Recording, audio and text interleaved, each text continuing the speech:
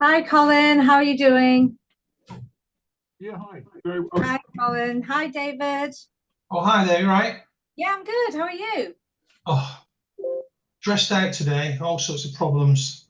Oh, no. I'll stay as long as I can, but I might have to dip out. Oh, well, that's all right. Don't worry about it. But thanks for coming along. How are you doing? Apart from being stressed. It's been a really difficult week. Yeah? Yeah, Oh, gosh. Well, hopefully this will make you feel a little bit better. You can focus on your book for a while, or at least for 45 minutes, eh? try.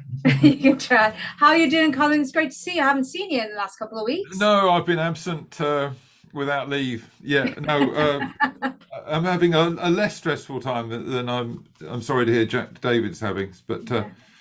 yeah, no, quite well actually. And this afternoon is dedicated to writing my book. Oh, excellent. Well, it's good that you've just come out of the planning phase, right? And you're moving I into think so. I hope writing so. phase. And I haven't met any major glitches yet. But Well, what do they hopefully say about a speak. plan? It crumbles on contact with the enemy. So Yeah, but I mean, but the good thing is, the good news is that, if it does, I'm not saying it will, Colin, but if it does, all you have to do is take a step back and go back into the planning. That's all it means. Whenever anybody's stuck in the writing, yeah. it's because the planning hasn't been done correctly. It's always the same thing. So I was It, like, take a step back, go back into your planning, and Yeah, then but it's such a pain when you've written it, you've exported it from mind yes, map, yes, and then you realise, as I did last week, that I needed to relocate something, and I thought, do I go back to the mind map, yeah, change it, and then resave it, yeah. which is obviously the best way of doing it, but it's really tedious. So I cut and pasted and did all that things. So now I'm really worried that I've actually lost something or put it in the wrong place or whatever. We'll But figure it out. We'll yeah, figure it yeah, out, it'll Colin. come Don't out. It worry. will. Yeah. Okay, so I mean, there was meant to be around about 30 people said they were coming, but you know what people are like with meetings. I think a lot of people say they're going just to get the replay. So I don't know how many of us are actually joining. But I'll let the room filter on for another minute or two. If you just want to go into the chat as usual and just let me know what you'd like to gain from this. So the topic today is how to get referrals for your book. Give me an idea of what you're looking for. Maybe give me an idea of what you want to use your book for in terms of referrals. And then it gives me an idea whether I've covered everything, or if I don't cover it, hopefully I'll be able to cover it in the Q&A portion of the forum. So yeah, while we're waiting to see if anyone else is joining us, hello, Krista. Hope you're doing well. Um, yeah, just go into the chat and let me know what you're looking for. And we'll get started in about a minute. So I don't know how many others are going to be joining us. It may just be us today, but that's cool. Okay. Is there a generic referral plan? Well, that's an interesting one. Okay. I'm hoping to get referrals from my coaching practice and also for speaking at events. Excellent. And the wonderful thing with Colin here is because you are actually, well, you just finished planning your book. And hopefully this might give you ideas and maybe little things that you need to add to that mind map. So this will be That's what I thought. Today is the day I need to get here. I thought this will be a good session for you. This will be a good session. Oh, Yeah. one more person coming in. Krista, if you can hear me, if you can just go into the chat and put in what you'd like to get from this session, that'd be very helpful. Hello, Katie, how are you doing? Hi, Katie. Hello, how are you doing? I'm very well. How are you, my love? Oh, not too bad at all. Enjoying this lovely weather that we've now got. Oh, you've got lovely weather, have you? I'm jealous. We don't. Oh, it's beautiful. We've had breakfast outside the past few days. Oh my gosh, you're making me jealous. Okay, so Where are you then, Katie? I'm in Breakfast. southwest Scotland. So Oh, well, that's the only two breakfasts you will have outside then. You've just had them both. well, it depends. We generally at this time of year, generally we will get good weather, but see this year it's just been horrible. It's just Yeah, been yeah, weird, doesn't really it? has. It's nearly May and it's so cold. We've still got the heating on here and we're thinking what's going on anyway. All right, so let's get started. Katie, I've just told the others if they want to go into the chat and put in what they like to gain from this. So that way I make sure I cover everything and I keep everyone happy. But actually, let's get started now. So let me just find my slides. There they are. And I start sharing my screen. So I think you've all been here before, so you will know the format, but let me just quickly go through it again. So first of all, welcome to the Thought Leader Author Forum. And as I said before, you guys should all know the format because you've been here before. The forum comes in two parts. The first part is we talk about the topic of the day. Today is all about how authors can use their books to increase referral business. And there's 6 ways of doing it, okay? If you can get as many of these crammed into your book, the better. Even my book doesn't have all of them yet, but there's going to be a 3rd edition in 2025. I'm hoping to squeeze in a couple of more.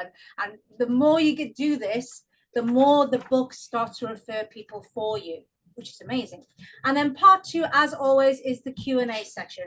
That's when you can get involved, ask me questions, and make sure that you're happy and it makes sense for you and your situation, your book. So do get stuck in that portion. It's my favorite part of the forum because I like to get feedback. I like to hear what other people are thinking. And you will get all of this. If you want to make notes, by all means, please do make notes. However, be assured you don't have to. You can sit back, drink your coffee or tea or whatever it is, because you will get this, a workbook, which is a condensed version of everything you learned here. That'll be sent to you tomorrow morning by my assistant, okay? So you will get this tomorrow. So don't worry if you can't or don't want to take any notes right now. And also in that email, please keep an eye out for a link where you can pick one of these 4 amazing causes and we will donate to them on your behalf. So it doesn't cost you a penny or a cent if you're in the US. It doesn't cost you anything, but it allows us to make donations to causes that actually mean something to our audience. So keep an eye out for the email, not just to get the workbook, but to get this link, and do make your choice and let us donate on your behalf. Okay, so I did a poll on Monday on LinkedIn. You know, I love my polls. I love canvassing opinions from my audience, and I asked them, do you know how to use a book to build your business network and gain qualified referrals? And a whopping 65% said no. What was interesting in the comments is some of the people who said no were authors.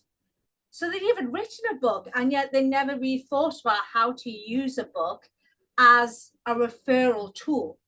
So this is just a couple of the comments. As you can see, I had 31 votes. I think I had 40 plus comments, but these are just 2 that I pulled out. So Steve says, intriguing question. I never thought about using a book for referrals. Would love to learn more. Most people haven't. Mary says, I use my book as a thought leader positioning piece and a tool to stand apart from our competitors at the early stage of a prospect conversion. Always open to finding out more effective ways to use this asset. So even when someone's written a book, a lot of people aren't aware that you can use it very effectively as a referral tool. Most people use the book as positioning, personal branding, thought leadership. I'm not saying you shouldn't use a book for that. I mean, there's a reason why this forum is called the Thought Leader Author Forum. There's a reason why my program is called the Thought Leader Ecosystem. That is the main reason you write a book, for thought leadership, for personal branding, for positioning, for expert status. So all of those things matter, but there are some ninja ways that you can use your book for it to be even more than just a positioning or a marketing tool, okay? So if you've followed me for any length of time, you will know that I love my infographics, I love my acronyms, I love my alliteration. It's because I learned a very long time ago when I was just a teenager that my brain is a sieve. I dread to think how much information has gone into my brain that's then fallen out of it. I just don't remember much at all. So I realized early on I had to create these little things, memory aids, to help me. Otherwise, I really couldn't live my life very successfully. And then what was really surprising is that I realized actually more people are like me than I thought. More people are forgetful and they're not forgetful. So now I share all of my little graphs and things because I've really realized it actually helps people. So this is something I put together to help you regarding remembering the different ways you can use your book or leverage your book to get referral business. So I call it my referral revenue engine. And as you can see, there's 6 F's. So let's go through the 6 F's. So we start at the top, which is free. And that stands for free book giveaway. Remember the word free. A lot of people, I saw this actually recently. Where was I? About 2 weeks ago, I was at a fair. It was like a market and a fair going on.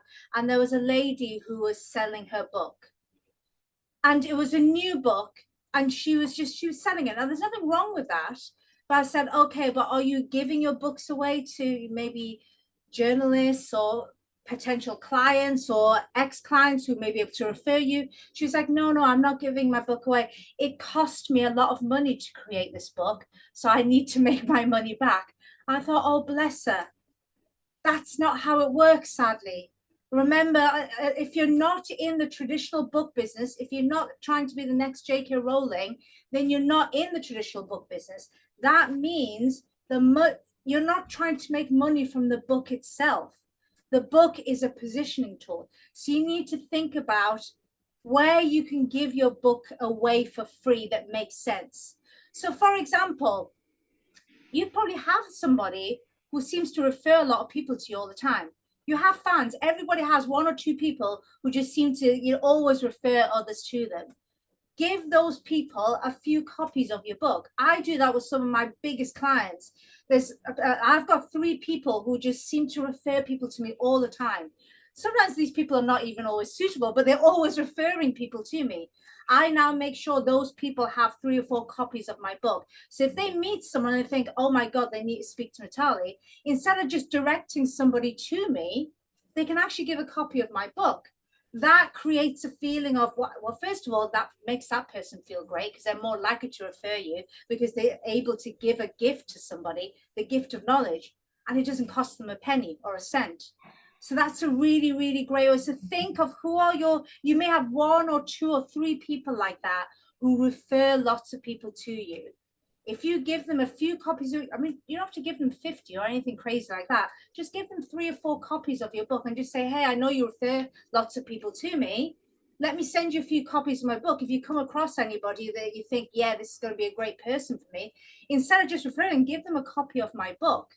I bet those people are like, oh, wow, yeah, absolutely, I'll do that because it makes me look really, really good and doesn't cost me a thing.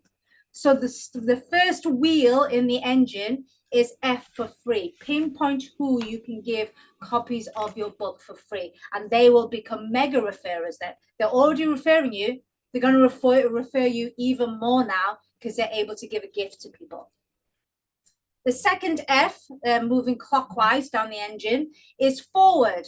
Forward free copies to your client's network. This is something that I've only started doing, I'd say, in the last 6 months or so. So this is something a client of mine told me, a former client who's now written, well, he's written 2 books with me now, and he said he's doing this. So what he did was he was actually asking people, and people would say, oh yeah, I've got someone that I need to refer to. I think they'll be great. What do you normally do? It's like, okay, great, send that person over. Guess what happens? Sometimes that person forgets to send that person over. Life gets in the way, and then you've lost that referral.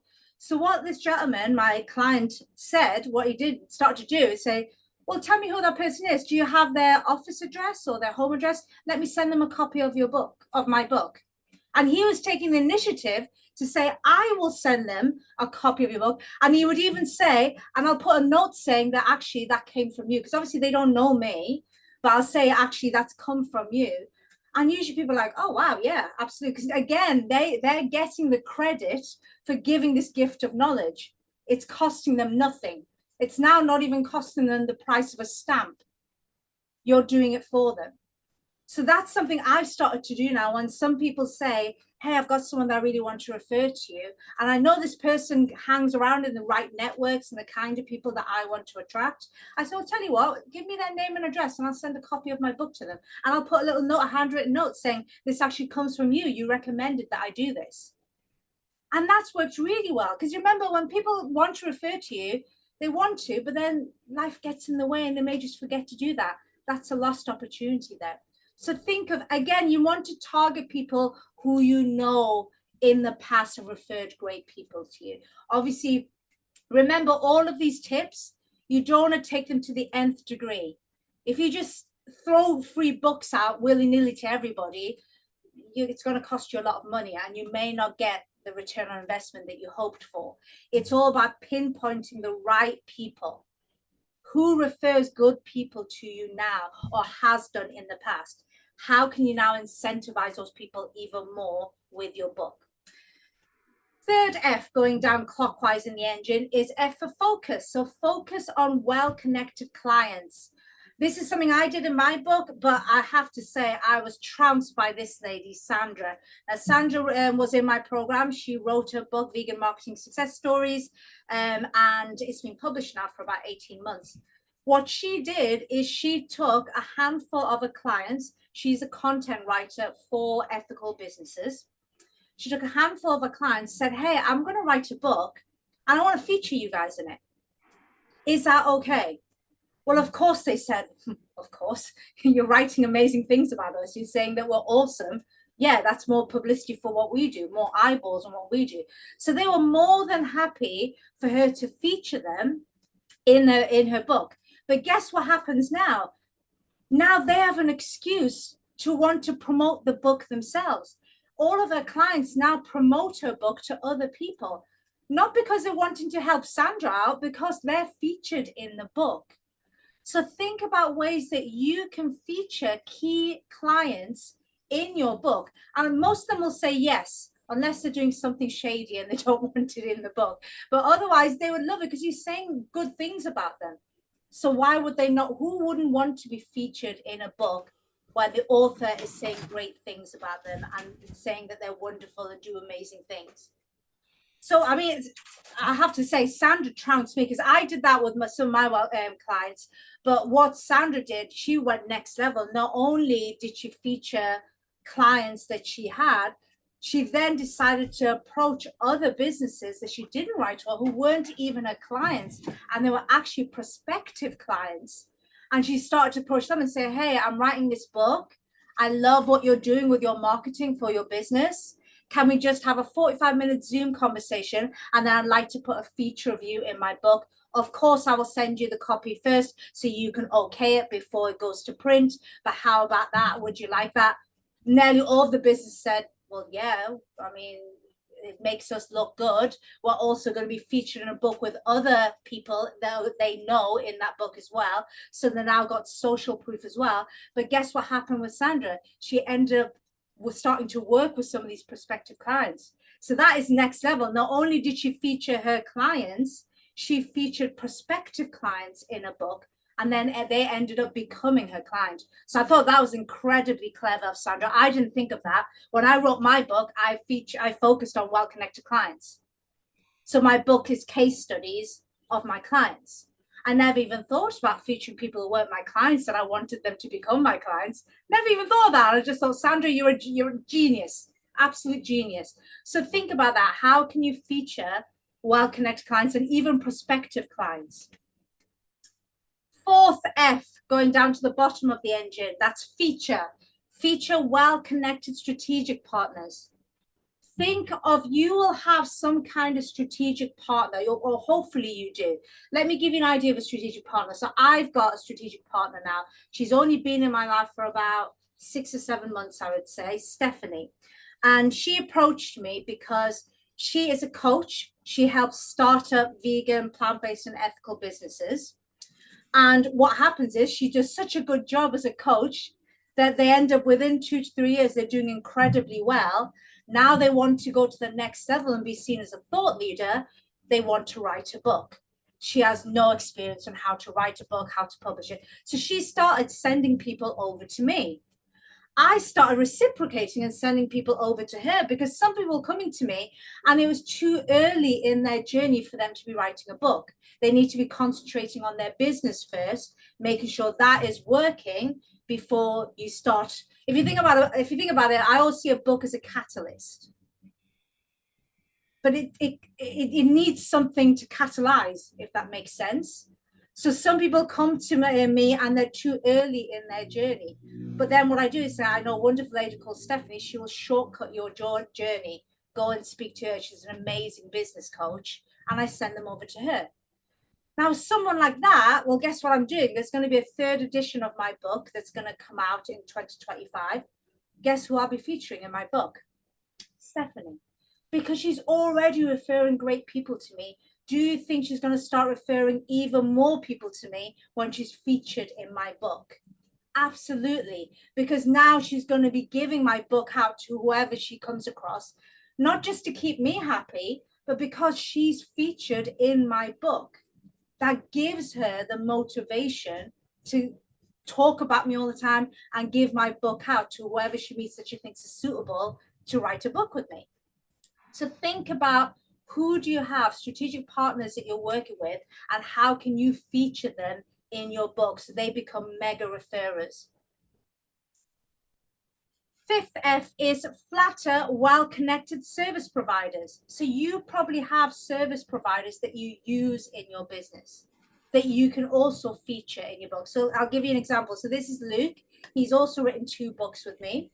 And what he does is he has 2 businesses. He's got a fitness coaching business, but it's a very different fitness coaching. It's not your standard fitness coaching.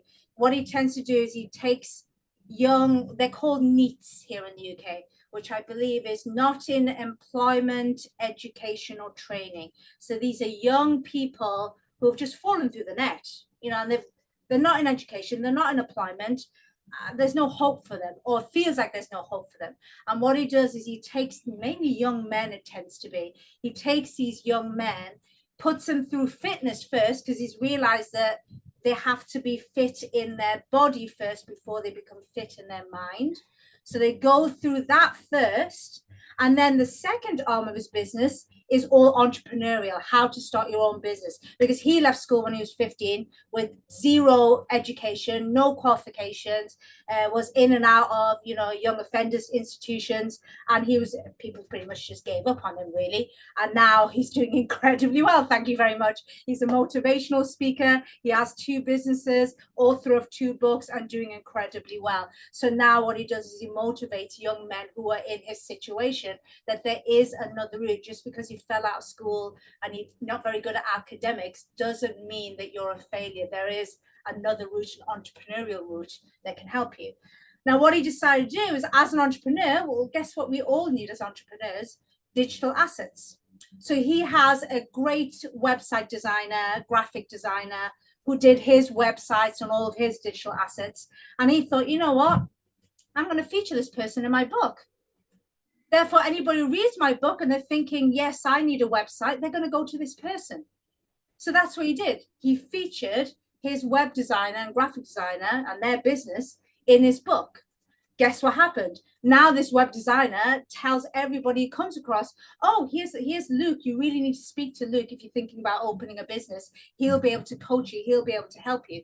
He was already referring people to Luke, but now he's referring 10 times as many people because he's featured in the book. Reciprocation is a big thing for human beings. Remember that, you know, when you do a good turn for somebody, it feels really, really weird for that person not to do a good turn back for you. And especially if you make it really like they get a benefit from it as well. It's just a win-win situation. So think about service providers that you've worked with now or worked with in the past. Obviously, they've got to be people that you vetted and you like. Don't, whatever you do, actually, I should put that in as a caveat, actually. Whatever you do, don't just feature people for the sake of it. Remember, that's your reputation. So if you just feature people, because you're saying, oh yeah, that person's good, and you just feature them, and that person does a terrible job for somebody, now your name's in the mud as well. So don't just feature whoever you want. It's got to be people that you've used, that you've vetted, or at the very least have come highly recommended by others who you respect. Only feature those people, because your reputation is going to be linked to those people. Remember that. Okay. The final one, this I haven't done. This is something a couple of my clients have done. And I've just thought, my God, you're a genius. I never thought of that. And it's something that I hope to do in the future. So what I mean by franchise, the final F in the engine is, and this only works, by the way, if you're self-published.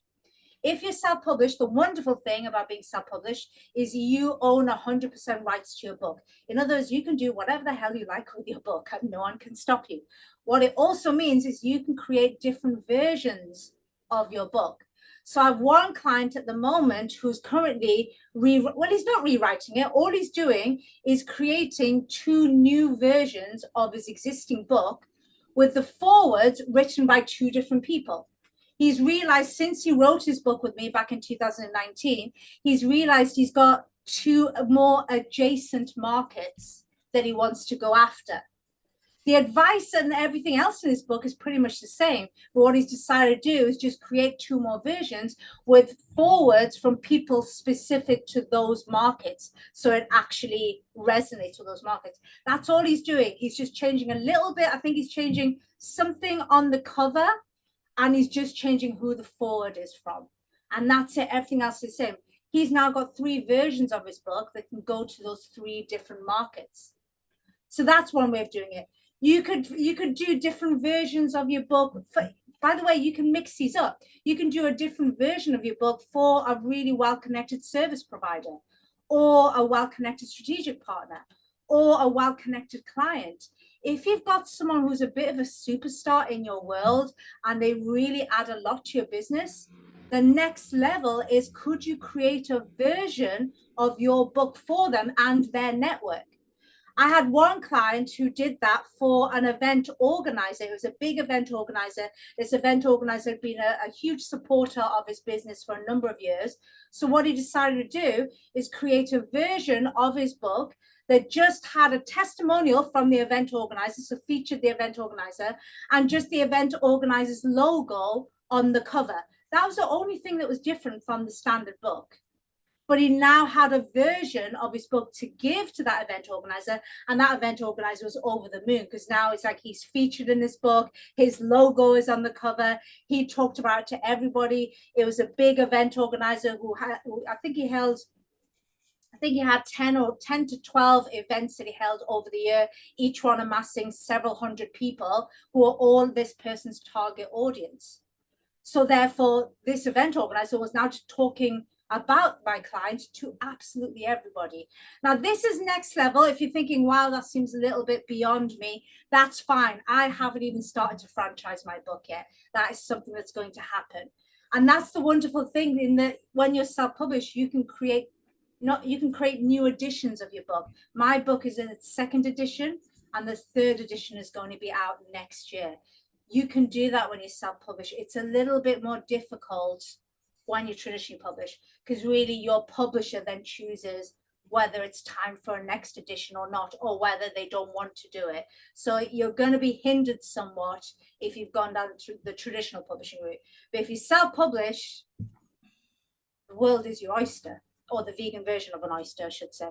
But you can do whatever. You can create as many different versions of your book as you like. In the future, I may even, for example, if I'm asked to speak at an event and I realize that event is going to be teaming with people who are my ideal client, I could easily just take my book, The Freedom Masterplan, get my designer, and it'll only take them an hour. So it'll be minuscule, the amount of money that they want from me. It'll just be an hour's time of my designer, and I can just quickly just add the event organizer's badge or logo on it, maybe change a couple of things inside the book, probably don't even need to, and now I've got a 2nd version of my book specifically for that event. And then I'm pretty sure the event organizer will think, wow, a book specifically for this. So that's something for them to really boast about, talk about to the media, and use it for a lot of visibility. So that works. So think about how you can create versions of your book for clients, for strategic partners, for service providers. Just think outside the box. So there it is. There's a referral revenue engine. Like I said, if you want to make a note of this, you can. If you want to take a screenshot of this, you can. But you will get this in the workbook when you receive it tomorrow morning via email. So let me just come out of this, because I'd love to see what your thoughts are on this. Okay, so first of all, thoughts. Has any of that surprised you? Any of that, or maybe some of it you know? Tell me your thoughts. I don't think it's a surprise as much, because I think I've been on this workshop before, actually, now. I think what is really interesting is to really think through who you could include in the book and which examples you use. Because I'm actually that I've got lots of stories I could put in. So it's now a matter of choosing which ones and whose they are. So I could now be a bit more strategic about whose stories I put in. That's it. So I think that's really powerful. And taking a leaf out of the franchising thing, one of the books that I recommend to people to read is The E-Myth, which is Yes. a fantastic book about how to run a business. And I'm going to reference it in my book. Mhm. But actually what he does multiple editions. I The know ebook for he does. managers, ebook for warehouse people, ebooks And for, it's I the don't know. same book. It's the same book. just tweaked. That's Yeah. all it is. Yeah. Yeah. So what I am thinking is that I could literally write a book or do the same book for a different audience and just change some of the stories, just literally cut and paste the story out. The story could be from a warehouse background and I could just put in a marketing person. And then The story points the same thing. Yeah, I know. And it resonates still. So yeah, it's like I said, it's difficult to do when you're traditionally published, but if you self-publish, it's brilliant. You can create as many different versions as you want. And you can even create versions that are not on Amazon. So what some of my clients do is they have that one big version, the main version as they would call it, that's on Amazon, but they'll go to a local printer and just create new versions just for specific clients or strategic partners or event organizers. And they'll just print out 500 just for that event or just for that client or whatever. So they don't even, because sometimes with Amazon, what they will do is if you create different versions, then they start linking them all. Then that can cause some confusion because people come to your book and go, hang on, I think this is the same, but it's not exact. And you know what happens with confusion? People, I mean, I don't know if you know, but in the last 10 years, they've figured out the average human being now has the attention span that's around 7 seconds.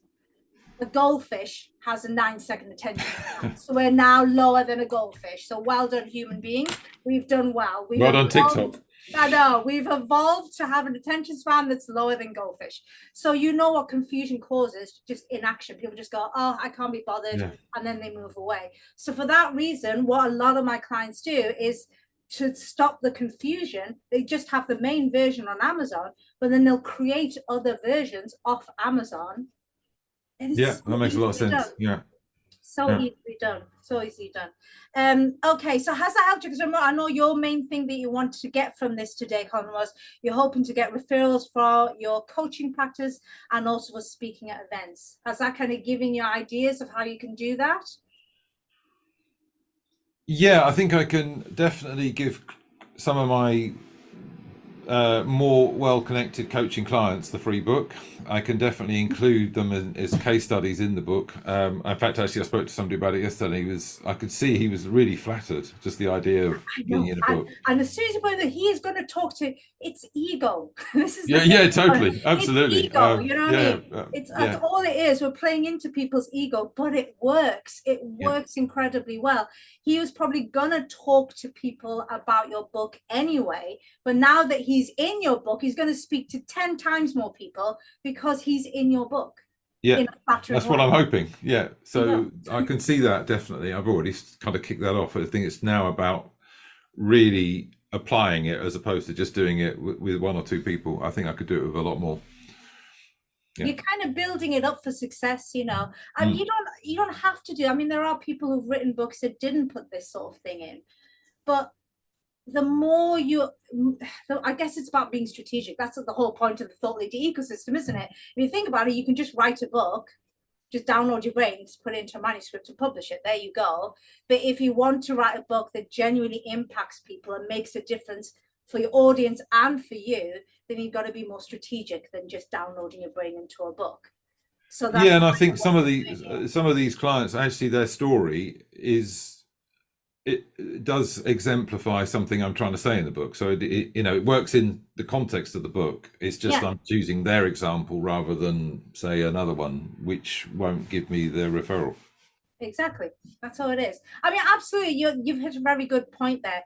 Don't take out a great case study for a weak case study just because, that's actually a very good point. I'm glad you said that. Yeah, absolutely. I would never do that because anything, if you followed me for any amount of time, you'll know that the whole point of what I do, getting people to write books, is to use them as very clever sales and marketing tools, and for positioning and personal branding, thought leadership, what have you. However, that all falls apart if you don't give people what they need in the book. Yes. Yeah. You know, so all of those things fall apart. So that always has to be number one. Don't swap out a really powerful case study for a weak one just because the weak one will give you more referrals. You've always got to stay true to make sure, and you're in my program, you're one of my clients, Colin, so you'll remember in lesson 3 when we sequenced your chapters and Yes. we went from A to B, and making sure that, you know, people read these books because they can't do something or they don't know something, and the goal of your book is to move them to B, which is they can do that thing, they feel empowered to go and do that thing. You've got to stick to that. But in between that, you can be strategic. And if you've got 2 equally powerful case studies, but one is somebody who you know networks with all the kinds of people that you want to work with, and you know they'll speak more about you to the people that you want to work with, compared with someone who isn't really in that industry, why would you choose the other person? Yeah, absolutely. Yeah, as long it's as really it's got me going. Yeah. Powerful. Yeah. Why would you choose the weaker person? Yeah. No, I agree with that. That's the thing. I've got to now go through the list of stories and people. Yeah. Right. Okay. I'm glad that's helped you, Colin. And yes, this, by the way, we do these in cycles. I do repeat some of these because you get different people that come over. So it could be that you were here at the last one when I presented this, because it was looks familiar. Yeah. And I think I've got the same set of notes saying the same thing. Well, so some of it went in. I just need to hear something again and again for it to sink in. Okay, so Katie said, I'd like to learn more about becoming an author and what's needed. I've started by planning my book after last year. Oh, well done, Katie. Well, we probably need to, I would say that sounds like a one-to-one, really. You know, you need to sort of book a session with me. Yeah, no, I was looking at the times that had available for this week, but they don't work for me at the moment. So okay. I thought, well, I'll come on this one and then wait for the next set of times becoming available. I'll do that for you now. Let me stick this into the chat and you can actually have a look at and see if you can book in. In fact, what I'll do is while you're doing that, yeah, that makes sense for us to have a one-to-one, really, because then we can actually look at what the book idea is, how that fits into your business. You know, I've even had some clients, Kate, who came to me with a book idea, and within a week of working with me, they've changed their book idea. It's completely changed. It's now turned into something else. But that's actually good news, because if they hadn't worked with someone like me, they would have just carried on that road. And you wouldn't believe the number of authors I've met, Katie, in the last, I've been publishing now since 2018. I've lost count of the number of authors that I've met who didn't work with me or someone like me, who've written a book. And I had one gentleman just a few weeks ago, he's written a book on something that he doesn't even do. So I'm like, okay, because people told him he should write a book on how he started a business with just £50. And I was like, that's wonderful. Are you a business coach? No. So how much money have you spent so far? And then the time you spent, he's written and published a book, and he's now wanting help from me to market it. And I'm saying, okay, well, I've got PR experts, I've got social media experts, I've got incredible people on my team. Sadly, they can't live on air. They need paying for. So how are you now going to get return? Say you spend over the next 6 months, $5,000 with me. How are you going to get return on investment when you don't even do the thing that the book tells people to do? Like I can't, and I just have to say, I'm sorry, I can't, unless you've just got savings that you want me to blow, then I can't work with you. I need to make sure that people who work with me get a great return on investment from working with me. So so let's have a chat and we can really work out your book ideas, see if it fits. Let's do that. Krista, so you said some of my clients don't want to be named while others do. What's the best way to respect that mix of examples, both named and unnamed stories? I have clients in similar situations who sometimes want to name their case stories, other times not. Well, it's pretty simple, Krista. If someone doesn't want to be named, it could be that it's something sensitive, then you don't name them. You know, you have to remember what we're doing here is we're ultimately flattering people to the point that they want to talk about you and your book to anybody that they come across. Now, if they don't even want their name in there, that means it's something sensitive. Maybe it's something that they're not really proud of, but you've helped them and, you know, they're like, great, but I don't want people to know that. Then you have to respect that. You have to respect that. But then think about what people do. You know, the people who do want to be named are these people who can refer people to you and really highlight those. So yeah, that's absolutely fine. I did that in my book. In my book, there's a number of case studies that were from people who I'd written a book for. So before I became a publisher, I was a ghostwriter and I wrote books for people. But of course, these people don't want the world to know that I wrote the book for them because they're the author. So with those people, absolutely. I actually put in my book that I've used pseudonyms. So you can still give people names, but you remove the details that people will be able to figure out who that person is. So you just do it that way. Does that answer your question? Excellent. Yeah, and I kind of wanted to know how do you approach that mix of unnamed and named featured stories in the book and make it that's a good question. I would say what I was just saying to Colin beforehand, which is you always have to remember that your book is helping people get from A to B. All of these kinds of books, people are not reading them for pleasure, even though if you make, I mean, obviously if they enjoy it, then great, you know, that's the whole point. The reading should be pleasurable, but they don't read it for pleasure, if that makes sense. We read fiction for pleasure. Or we read, you know, autobiographies of famous people, memoirs, you know, poetry, all of these things we read for pleasure. These kinds of books, people, although I find them very pleasurable to read, that's not why I buy them. I buy them because there's some sort of promise on the book. So I've just been, there's a book that I've just been recommended this morning from John Moon. What's it called? Clarity, and I forgot what it is. It's in my Amazon basket. I need to check out and buy it. But that was recommended to me. And the reason why it's recommended, it's all about how to take bullet points, which can be tedious, and how you can turn that information to tables, and it makes people have aha moments. I thought, well, that's going to help me with my presentations whether I'm doing this or whether I'm speaking on a stage somewhere. I'm always up for learning more about how to give more clarity around my message and what I do. So even though I expect this book to be a pleasurable read, that's not why I'm buying it. I'm buying it for an outcome. So you always have to remember, who is your audience? What are they stuck with? What is their reality right now? And what do they want their reality to become? And your book needs to take them from A, the reality that they're in right now, which is something negative, to B, the reality that they want to be in, which is something positive. So you need to mark out your book and make sure it goes from A to B. Then you slot in what makes sense to get people from A to B. So to answer your question, to get a mix, it's not about getting a mix. I'm not going to tell you, oh, it should be a 50-50 mix or a 75-25 mix, because I'm just throwing numbers at you. That makes no sense. It's all about you figuring out your A to B and then putting in the stories that make sense on that journey from A to B.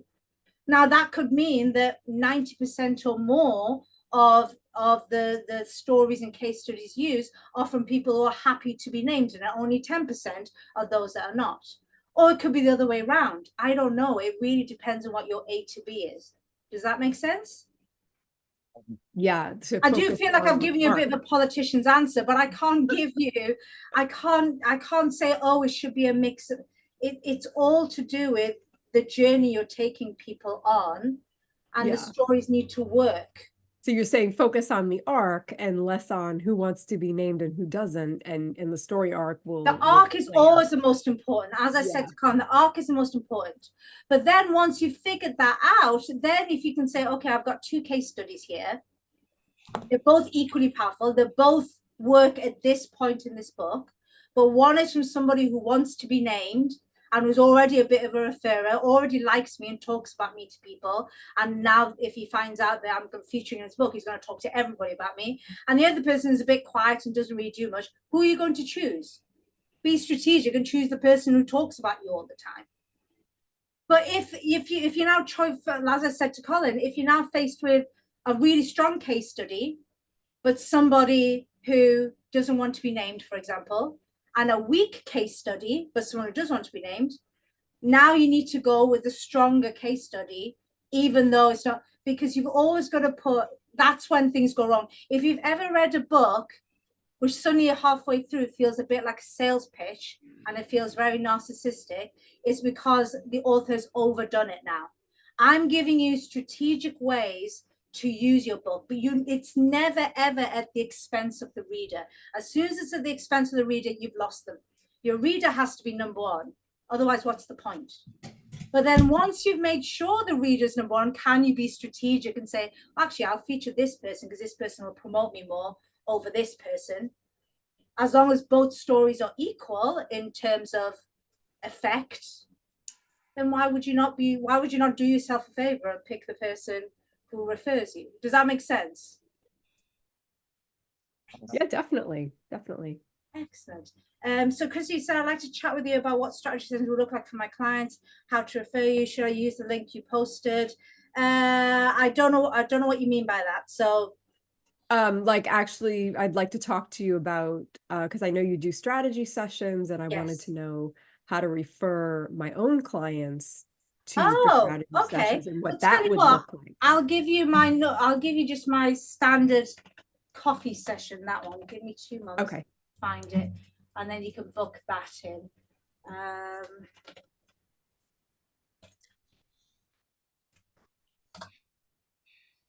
So that's just like, we'll just have a chat, and yeah, we can do that. But yeah, any other questions? No. Well, what I'll do is, before we go, I'll just show, because I know a lot of people watch the replays, so I'll just quickly show them how to book a call in with me. Hopefully, Katie, you've booked a call in. But yeah, let me just quickly show that, and then if I'll take final questions, if you have any.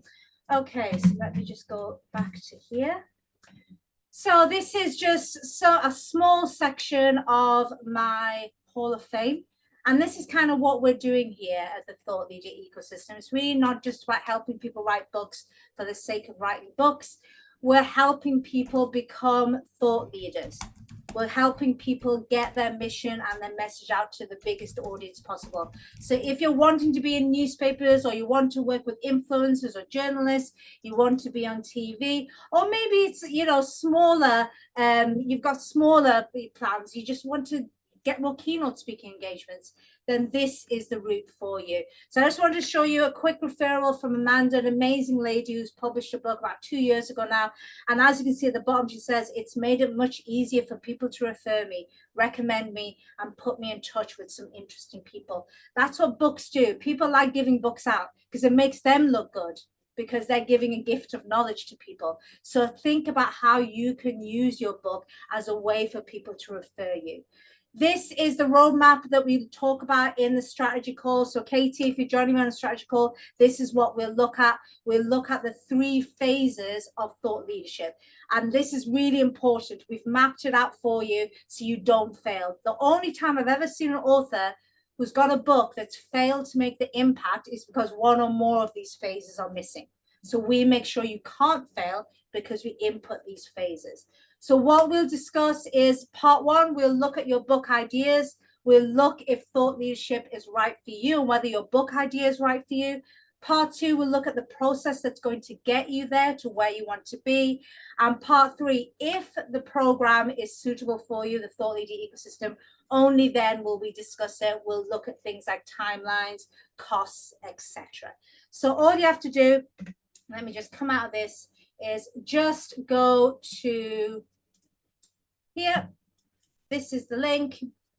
It's already in the chat, and all you have to do is just put when you'd like to come and see me. Just put in the details, and then I look forward to seeing you. Okay, so it's just you 2 ladies left. I think, yes, you had to leave. You just said, I'm going to duck out now. Any final questions before I close? No, that's great. Thank you. Did you get a lot from that, Katie? Yeah, no, that's good. And actually, I've got ideas on when I eventually get to that stage in life in terms of franchising and different versions. So oh yeah, please don't feel like, oh my God, I need to get all the entire referral engine into my. Even I haven't at the moment. I've got. In fact, let me go back to it so you can see what I've done so far. And you have to remember, this is what I've done in terms of by 2 editions, and I still haven't done all of them. So yes, I do free. I do that quite a lot. There's key people in my business who refer a lot of people to me, and I always make sure they have 3 or 4 copies of my book. As soon as, you know, I'll send them a message and say, have you got any more? And they'll say, oh no, I think I've given out the most recent one. I'll send you 2 or 3 more. I don't send them loads, but I always make sure they have 2 or 3 copies of my book, because I know these people do refer me a lot.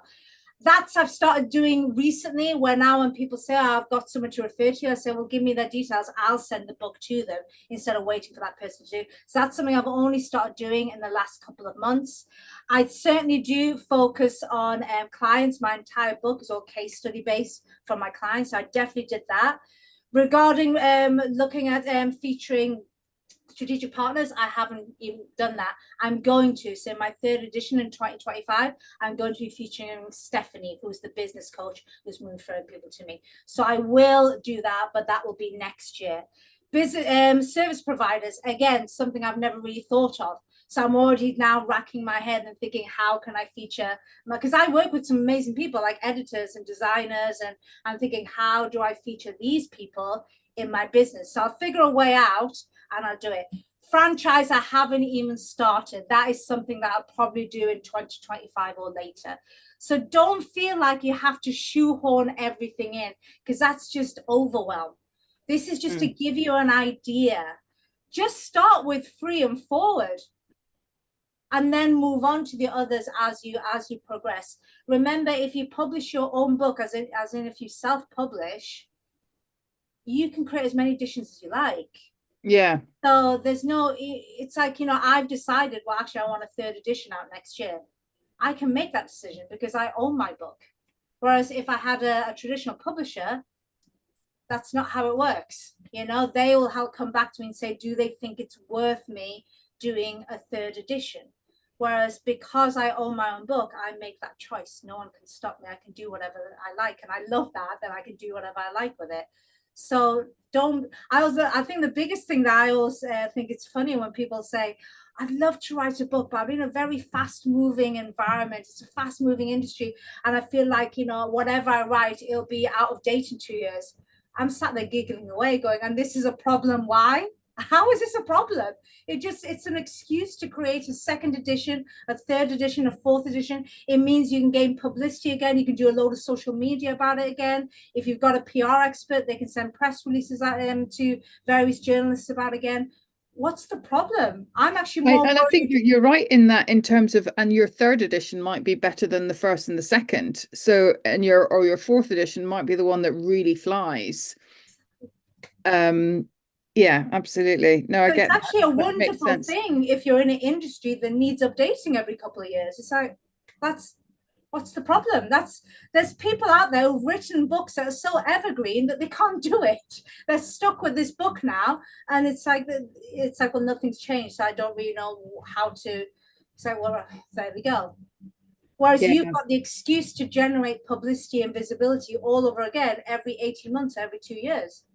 And your knowledge changes as well. So you could add more into it in 2 years' time, potentially, on your own knowledge.